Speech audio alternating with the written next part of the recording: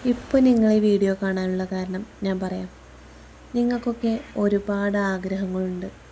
പക്ഷേ ആ ആഗ്രഹങ്ങൾ നമ്മൾ സ്വപ്നം കണ്ടാൽ മാത്രം പോരാ.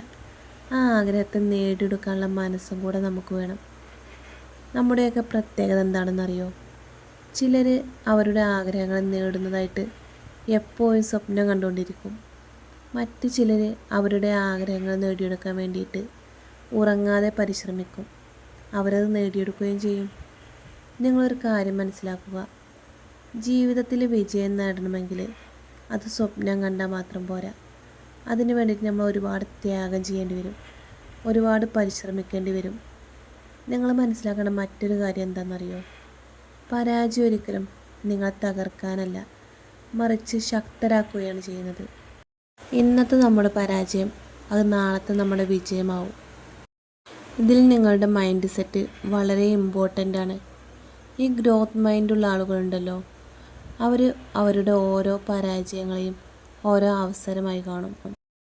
എന്നാൽ ഈ ഫിക്സഡ് മൈൻഡ് സെറ്റുള്ള ആളുകളുണ്ടല്ലോ, അവരുടെ ലൈഫിൽ എന്തെങ്കിലും ഒരു പരാജയം വന്നാൽ, ഒരു തകർച്ച വന്നാൽ, അത് അവരുടെ ആഗ്രഹങ്ങളുടെയും സ്വപ്നങ്ങളുടെയും അവസാനമാണെന്ന് കരുതും. നിങ്ങൾക്ക് ആദ്യം വേണ്ടത് സെൽഫ് റെസ്പെക്റ്റാണ്. നിങ്ങൾ നിങ്ങളിലുള്ള വിശ്വാസം വളർത്തിയാൽ ഈ ലോകം തന്നെ നിങ്ങളെ പിന്തുണയ്ക്കും. ഒരു പക്ഷേ നിങ്ങൾ കരുതുമായിരിക്കും നിങ്ങളുടെ സ്വപ്നങ്ങൾ വലുതാണ്, അതൊരിക്കലും നിങ്ങൾക്ക് നേടിയെടുക്കാൻ സാധിക്കില്ല എന്ന്. പക്ഷെ നിങ്ങൾ ആ സ്വപ്നത്തിന് വേണ്ടി പരിശ്രമിക്കുക, ഒരിക്കലും തോറ്റു കൊടുക്കില്ല എന്ന വാശിയോടെ. നിങ്ങൾക്ക് എന്തെങ്കിലും ഒരു കാര്യം ചെയ്യുമ്പോൾ ഭയം തോന്നിയാൽ നിങ്ങൾ അതേ കാര്യം വീണ്ടും വീണ്ടും ചെയ്തു നോക്കൂ. നിങ്ങളുടെ ആ ഭയം ഇല്ലാതാവും. അതുപോലെ നിങ്ങളൊരു കാര്യം ചെയ്യുമ്പോൾ പരാജയപ്പെട്ടാലും വീണ്ടും വീണ്ടും അത് തന്നെ ചെയ്യുക. പരാജയം ഒരിക്കലും നിങ്ങളുടെ ആഗ്രഹങ്ങളുടെ അവസാനമല്ല, അത് നിങ്ങളുടെ വിജയത്തിലേക്കുള്ള ചുവടുവെപ്പാണ്.